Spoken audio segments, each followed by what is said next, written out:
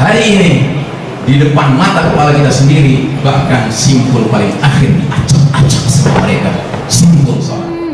Bismillahirrahmanirrahim. Rindu surga. Kita harus kembali menyadari, we are living in the darkest chapter of the Islamic history. Kita umat Islam hari ini sedang berada di babak paling kelam dalam perjalanan sejarahnya. Nabi Muhammad SAW telah menjelaskan dalam hadis tentang babak demi babak perjalanan sejarah umat Islam. Ada 5 babak dan kita sekarang sudah berada di babak keempat, yang kata Nabi adalah babak kepemimpinan mulkan jabriyah, para penguasa yang memaksakan kehendak mereka, mengabaikan kehendak Allah dan Rasulnya. Dan babak keempat ini belum terlalu lama kita masuki, belum ada 100 tahun yang lalu. Dia terjadi tahun 1342 Hijriah, kita sekarang tahun 1441 Hijriah, persis tahun depan baru 100 tahun, itu pun pakai kalender Hijriah. Kalau pakai kalender Masehi 1924 yang lalu kita berpindah babak ke babak keempat, dan sekarang kita baru 2020, nanti 2024 baru persis 100 tahun dalam perhitungan tahun Masehi. Namun demikian, dalam 100 tahun ini kita menyadari seharusnya, kita merasakan seharusnya betapa memang hari-hari ini persis seperti yang digambarkan Nabi Muhammad sallallahu alaihi wasallam, ayyamus sabr. Ini adalah hari-hari yang menuntut kesabaran. Sebab kata Nabi dalam sebuah hadis tentang kondisi kita hari ini, Nabi bersabda, badiru bil a'mali fitanan ka qita'il lailil muzlim, yusbihu ar-rajulu mu'minan wa yumsi kafiran, aw yumsi mu'minan wa yusbihu kafiran, yabi'u dinahu bi'aradin minad dunya. Nabi bersabda, bersegeralah kalian beramal sebelum datangnya masa di mana fitnah hadir dalam jumlah yang begitu banyak, seperti malam yang gelap gulita. Jadi dunia menjadi gelap gulita, kata Nabi. Bukan gelap dalam arti sebenarnya, tapi gelap dalam arti dikepung oleh nilai-nilai yang gelap, nilai-nilai kezaliman, nilai-nilai kekufuran, nilai-nilai kemunafikan, nilai-nilai kesyirikan, nilai-nilai kedustaan, nilai-nilai kebohongan, kepalsuan. Pendek kata, semua nilai-nilai yang jelek hari ini gampang sekali kita temukan. Dan kata Nabi selanjutnya, apa fenomena yang muncul pada masa itu? Yang muncul, kata Nabi, pagi-pagi seseorang masih beriman, sore harinya kafir. Sore hari masih beriman, paginya kafir. Jelas-jelas Nabi mengatakan perbandingannya, tadinya beriman kemudian jadi kafir. Nabi tidak mengatakan pagi berbuat baik, sore berbuat buruk. Bukan, perbandingannya bukan antara baik dan buruk, Pak. Ingat, dalam Islam kalau kita mengerjakan satu amal yang buruk, maksiat, tidak serta-merta batal iman kita. Tapi jelas-jelas Nabi mengatakan pagi beriman, sore kafir. Maknanya apa? Muncul fenomena nawaqidul iman, keterlibatan kaum muslimin dalam dosa-dosa yang kelasnya bukan dosa kecil, bukan dosa besar, tetapi dosa membatalkan keimanan. Nauzubillahi min dzalik. Dan itu sebabnya apa, kata Nabi? Yabi'u dinahu bi'aradin minad dunya. Karena manusia pada masa itu yang mengaku muslim telah rela menjual agamanya demi mendapatkan kenikmatan dunia. Allahu akbar, Allahu akbar, Allahu akbar, Allahu akbar, walillahil hamd. Jamaah rahimakumullah. Ada hadis lain lagi yang menggambarkan kondisi kita hari ini, dan hadis ini sangat penting kita hayati.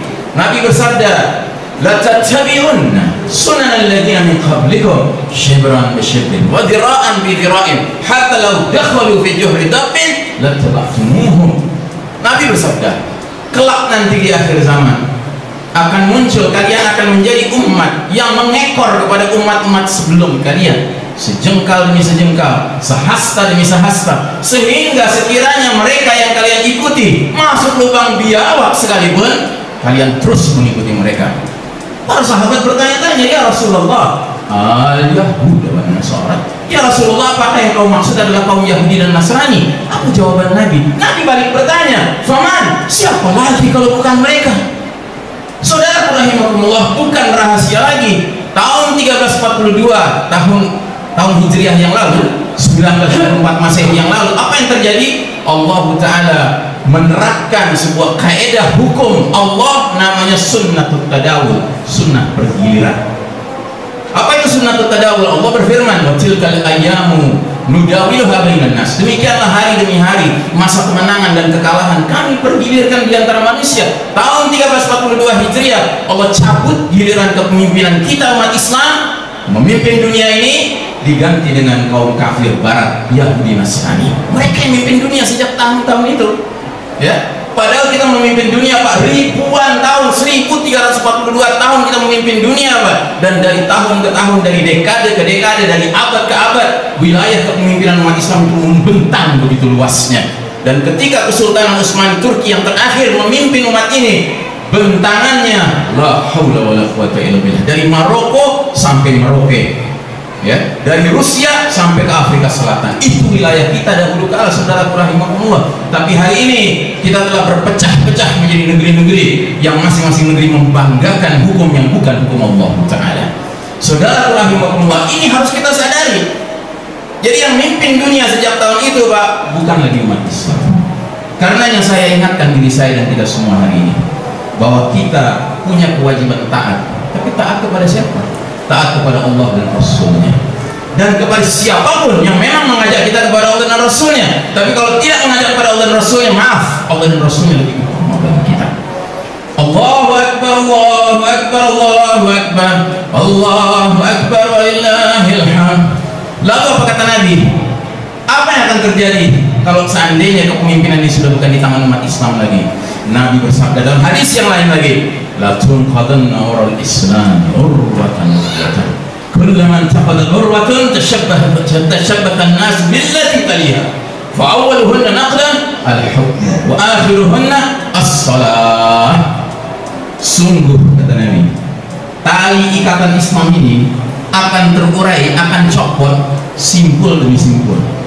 Setiap satu simpul copot, manusia berkelanjutan pada simpul berikutnya, copot lagi, berkelanjutan pada simpul berikutnya.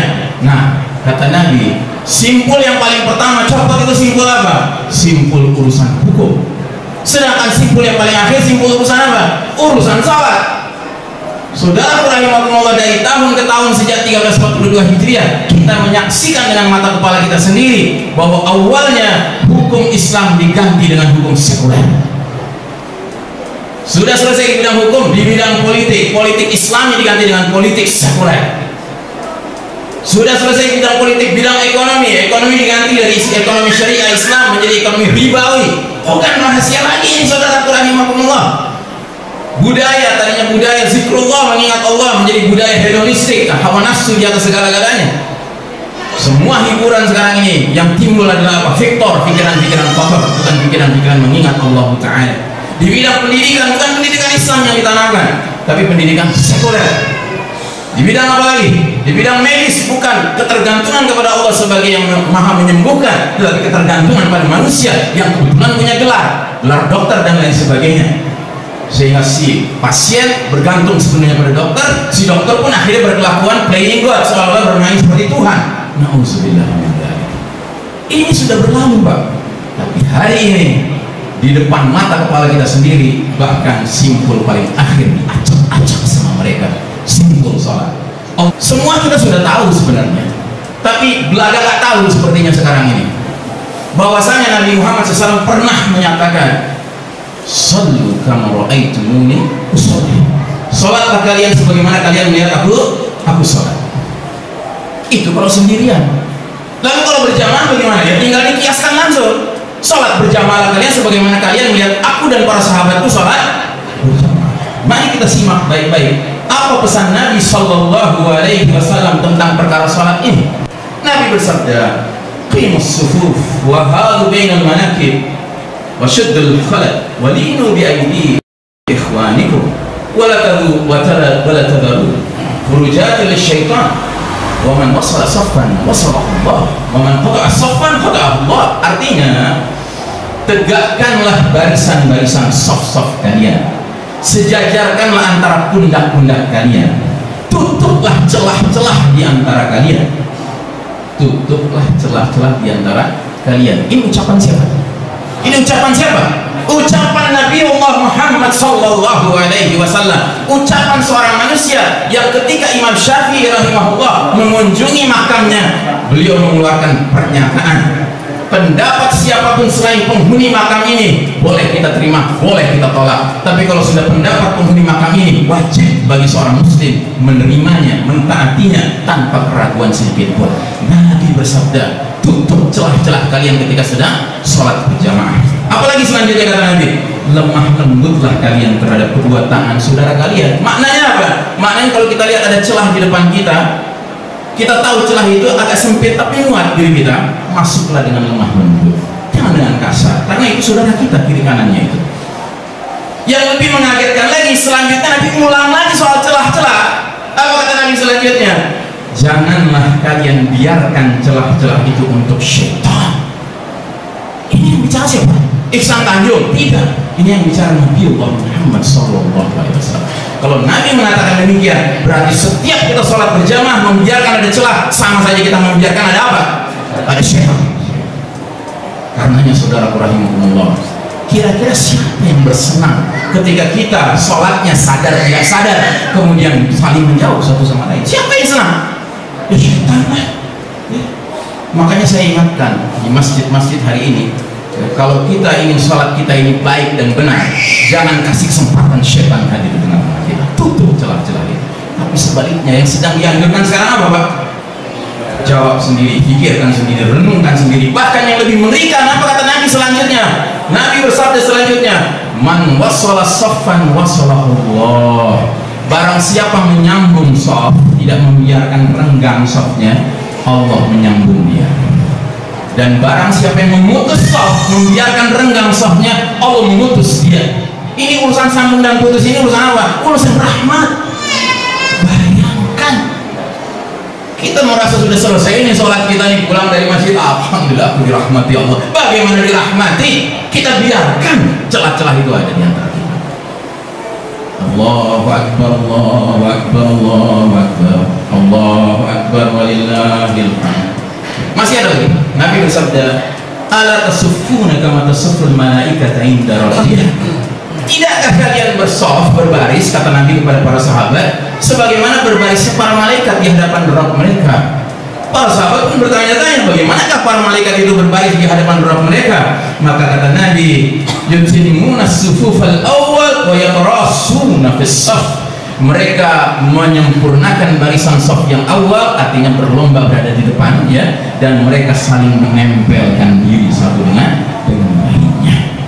Jadi saudara rahimahullah, para malaikat itu kalau sedang berhadapan dengan Allah Ta'ala, mereka itu shafnya lurus dan shafnya rapat, ya.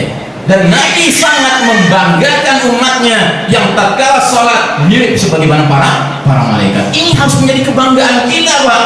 Dan hari ini kebanggaan ini mau diacak-acak sama musuh-musuh Allah Ta'ala, ya. Makanya saya peringatkan diri saya dan kita semua hari ini, mari berjuang keras kita. Sekalipun sepertinya aneh, kok yang lain-lain pada berjauh-jauhan, kita kok mendekat satu sama lain, ya. Jawabannya sederhana, kami ingin menegakkan sunnah Nabi Sallallahu Alaihi Wasallam. Ketahui, Nabi pernah mengatakan di hadapan para sahabat, Mudit Tuhan altu ikhwani, sungguh aku rindu ketemu saudara-saudaraku. Para sahabat bertanya-tanya, alasna ikhwanukum, bukankah kami saudara-saudaramu? Kata Nabi, la antum ashabi, kalian sahabat-sahabatku. Sedangkan saudara-saudaraku, kata Nabi, akan datang nanti di akhir zaman, nggak jumpa denganku, nggak melihat aku, tapi mereka mentaati dan mencintai aku sebagaimana kalian mentaati dan mencintai aku. Mereka akan hidup dalam ayyamus sabr, hari-hari yang menuntut kesabaran. Dan ketahuilah, jika mereka melakukan satu kebaikan sesuai sunnah, kata Nabi, nilai pahala mereka seperti pahala 50 orang yang mengerjakan kebaikan itu. Sahabat bertanya-tanya, 50 orang di kalangan mereka apa di kalangan kami? Kata Nabi, bahkan di kalangan kalian. Masya Allah Ta'ala. Bayangkan. Jadi saudara rahimahumullah, Anda tidak perlu menghiraukan apa kata manusia, tapi hiraukanlah apa kata Nabi Muhammad Sallallahu Alaihi Wasallam. Kalau Nabi mengatakan demikian, kita jalankan. Kan kalau kita menjalankan pada situasi orang tidak ramai menjalankannya, justru kita ini orang spesial di mata Allah dan di mata Nabi SAW. Tapi kalau kita ikut-ikutan dengan orang lain pula, pada landasannya adalah mengikuti kemauan dari musuh-musuh Allah Ta'ala, siapa yang senang di sini? Allahu Akbar, Allahu Akbar, Allahu Akbar, Allahu Akbar, walillahil hamd.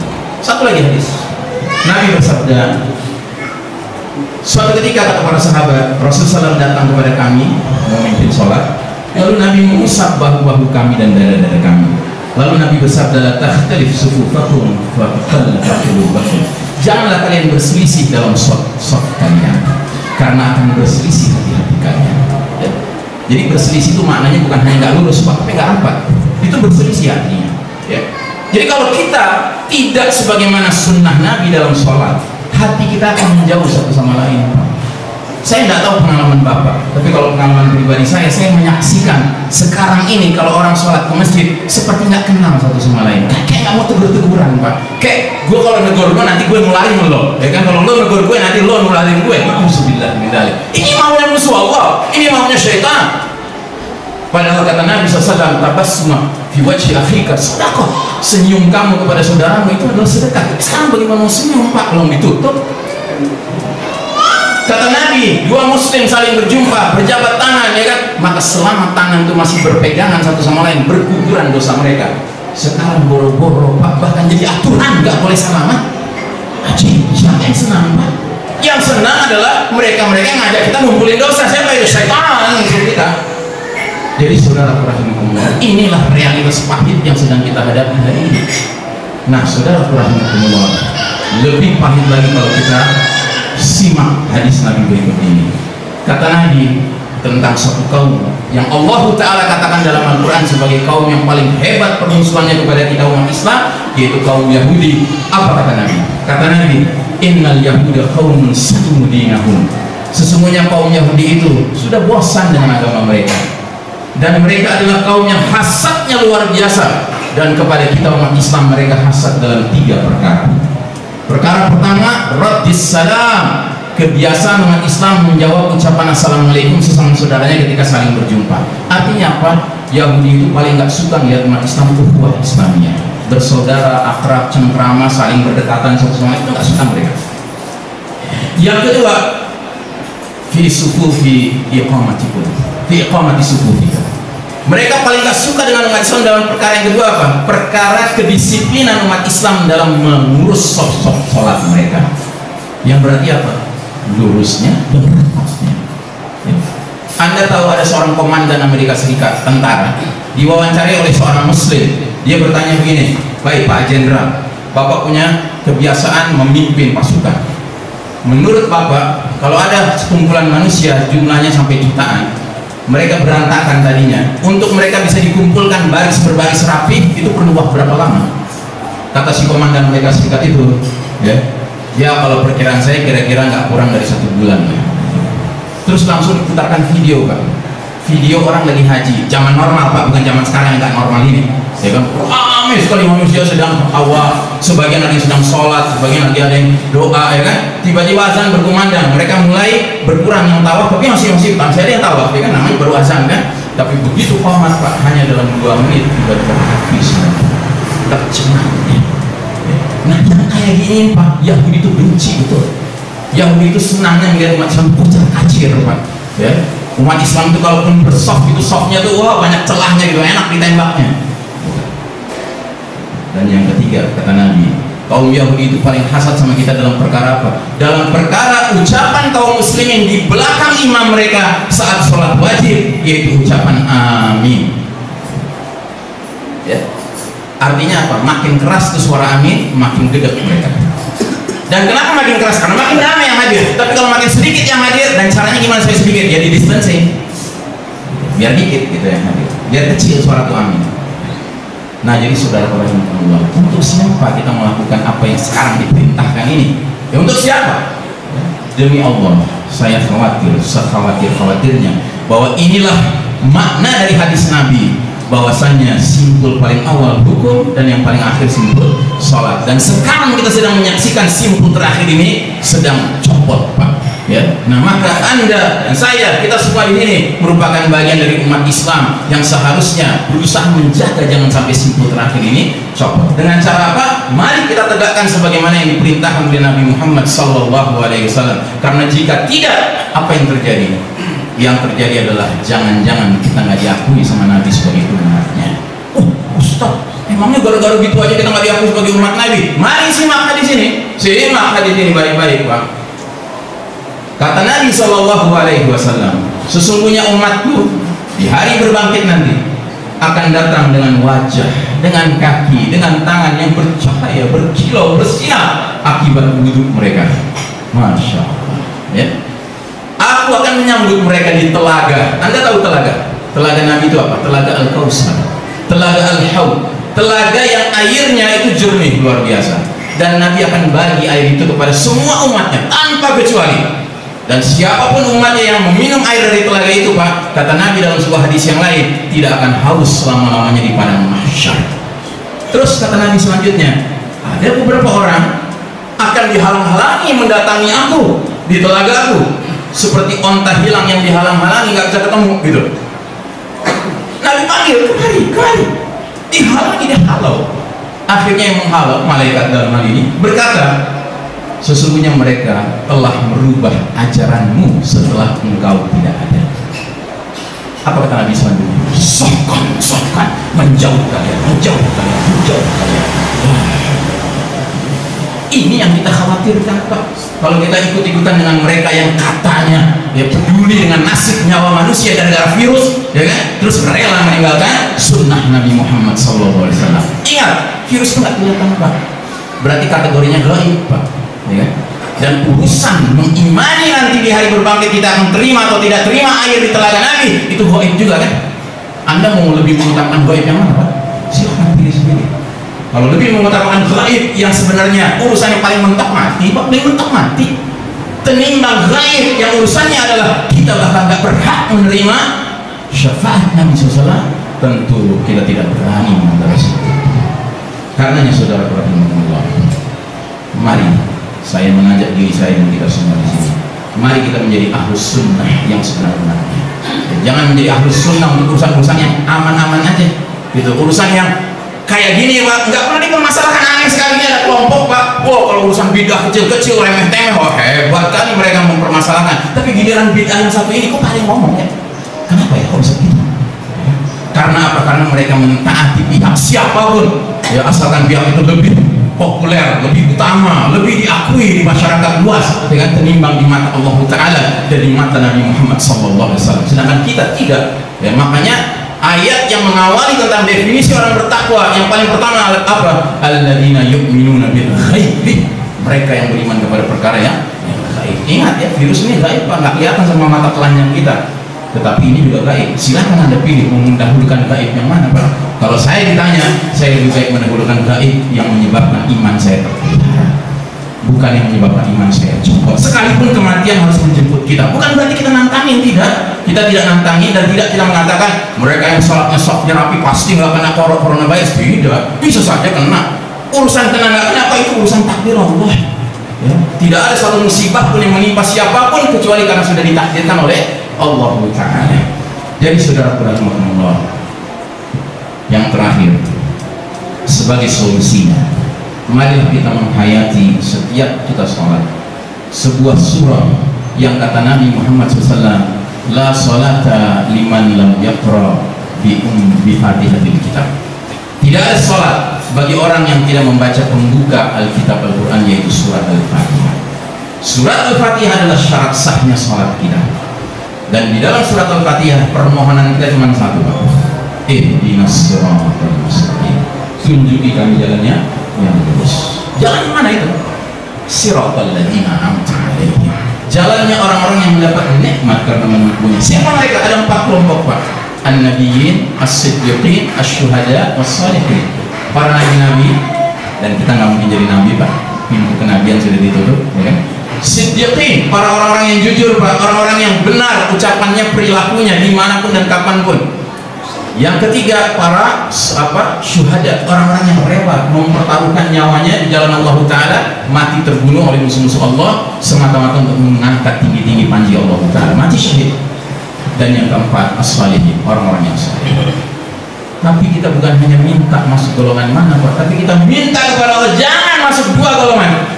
Ghairil maghdubi 'alaihim, jangan masukkan kami ke dalam golongan mereka yang Kau murkai, ya Allah, waladhdallin, dan jangan pula jalan orang-orang yang tersesat. Sahabat bertanya, ya Rasulullah, man humul maghdubi 'alaihim, siapa yang dimurkai Allah? Kata Nabi, humul yahud, mereka kaum Yahudi. kaum yang tidak suka melihat umat Islam berjabat tangan, tersenyum, ukhuwah Islamnya satu sama lain, kaum yang tidak suka melihat umat Islam rapi dalam sholatnya, rapat dan lurus sholatnya, kaum yang tidak suka mendengar suara keras amin di belakang sholat imam berjamaah, ya. Dan yang kedua, sahabat bertanya, man huwa, siapa yang tersesat? Nabi menjawab, hum nasara, mereka kaum Nasrani. Kaum Nasrani yang ketika sebuah museum sekuler diganti jadi masjid, tersinggungnya luar biasa. Hanya karena dulu kala pernah menjadi gereja, gitu. Tapi itu sudah dibeli oleh seorang muslim pejuang, ya, sudah dibeli, Pak, sudah sah gitu, ya, sudah bukan milik mereka lagi, ya. Nah, ini yang memimpin dunia hari ini, saudara-saudara. Maka jangan sampai dalam sholat kita minta, jangan masukkan kami ke dalam kelompok Yahudi, jangan masukkan kami ke dalam kelompok Nasrani. Tingkah laku kita lebih hebat dari Yahudi. Kita mendorong-dorong orang jauh-jauh sholat satu sama lain, ya. Jangan mengikuti aturan-aturan bikinan siapa entah. Ikulah aturan ini menyelamatkan Anda dari penyakit, dari kematian. Na'udzubillah min dzalik. Ingat, kematian itu bisa datang dengan cara apapun. Dan bagi kita umat Islam bukan kematian yang kita takuti. Yang kita takuti adalah kematian Allah, ya. Yang kita harapkan adalah kematian husnul khatimah. Dan ciri orang yang husnul khatimah adalah bagi dia agama di atas segala-galanya, bukan yang lain-lainnya. Di dalam ajaran Islam memang ada beberapa hal yang mendasar, Pak. Hifzuddin, memelihara agama; hifzul an-nafs, memelihara jiwa; hifzul mal, memelihara harta; hifzul aql, memelihara akal sehat; dan yang kelima hifzul ird, menjaga keturunan, kehormatan nasab kita, ya. Dan ini ada urutannya, Pak. Tidak ada ceritanya dalam rangka menjaga jiwa agama boleh kita acak-acak, tidak ada ceritanya, Pak. Lebih baik jiwa kita yang acak-acakan, ya kan, asalkan agama ini tetap lurus, ya. Itu yang kita inginkan. Allahu Akbar, Allahu Akbar, Allahu Akbar, Allahu Akbar, walillahil hamd. Innallaha wa malaikatahu yusholluna 'alan nabi, ya ayyuhalladzina amanu shallu 'alaihi wa sallimu taslima. Allahumma shalli 'ala Muhammad wa 'ala ali Muhammad kama shallaita 'ala Ibrahim wa 'ala ali Ibrahim innaka Hamidum Majid. Allahumma barik 'ala Muhammad wa 'ala ali Muhammad kama barakta 'ala Ibrahim wa 'ala ali Ibrahim innaka Hamidum Majid.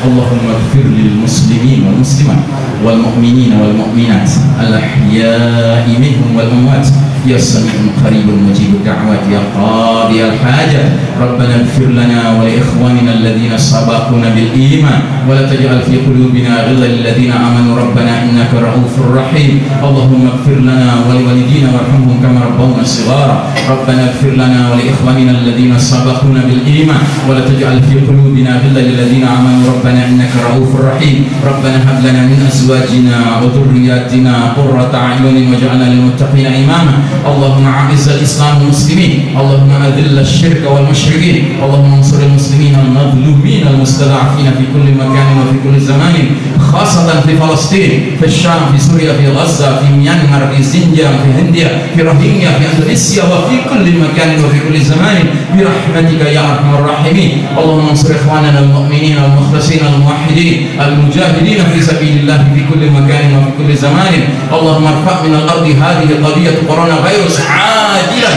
hatta nastati'u an na'buduka ibadatan sahihatan fi masajidina bi rahmatika ya arhamar rahimin. Allahumma inna na'udzubika min adzabi jahannam wa min adzabil qabr wa min fitnatil mahya wal mamat wa min syarri fitnatil masiihid dajjal. Walhamdulillahi rabbil alamin. Inna Allah ya'muru bil adli wal ihsan wa ita'i dzil qurba wa yanha 'anil fahsya'i wal munkari wal baghi ya'idzukum la'allakum tadhakkarun wa la dzikrullahi akbar. Wa taqabbalallahu minna wa minkum. Wassalamualaikum warahmatullahi wabarakatuh. Bismillahirrahmanirrahim. Rindu surga.